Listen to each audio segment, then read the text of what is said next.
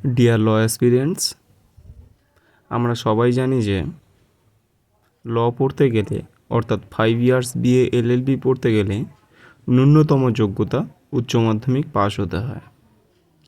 তো বেশ কিছুদিন আগেই উচ্চ মাধ্যমিক পরীক্ষাটা যেহেতু শেষ হয়েছে, তাই যারা আইন পড়তে চাও বা ভবিষ্যতে আইনজীবী হতে চাও বা লিগ্যাল অফিসার হতে চাও বা ল কলেজের প্রফেসর হতে চাও, তারা এখন থেকে অবশ্যই ল এন্ট্রান্স দেওয়ার জন্য প্রিপারেশান নেওয়া শুরু করে দিয়েছ।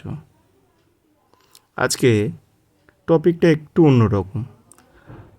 পশ্চিমবঙ্গে যত ল কলেজ আছে প্রত্যেকটা আমি পার্ট টু পার্ট ভিডিও দেওয়ার চেষ্টা করব। খুব ব্যস্ততা থাকার জন্য আমি বেশ কিছুদিন ভিডিও দিতে পারিনি।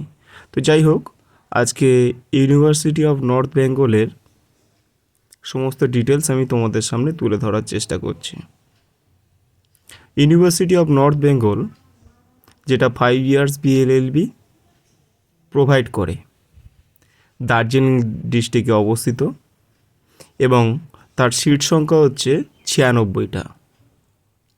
তারই আন্ডারে রয়েছে জলপাইগুড়ি ল কলেজ, যেটা জলপাইগুড়িতে অবস্থিত। 3 নম্বরে আমরা দেখতে পাচ্ছি Indian institute of legal studies, যেটি দার্জিলিংয়ে অবস্থিত। আমরা সবাই জানি যে নর্থ বেঙ্গল ইউনিভার্সিটি কোনো এন্ট্রান্স এক্সাম প্রোভাইড করে না। তারা এইচএসের মার্কসের ওপরে মেরিট লিস্ট তৈরি করে তার ওপরেই ভর্তি নেয়। এছাড়াও সেখানে এজ বারটা কিন্তু রয়েছে এখনও। জেনারেলদের জন্য লাগে 20 বছর আর রিজার্ভ ক্যাটাগরিদের জন্য লাগে 22 বছর। 5 ইয়ার্স বিএলএলবি টোটাল ফিজ লাগে হচ্ছে 50,650 টাকা। তো যাই হোক, আশা করি আজকের ভিডিওটা তোমাদের সবার কাজে লাগবে। অনেক ধন্যবাদ সবাইকে।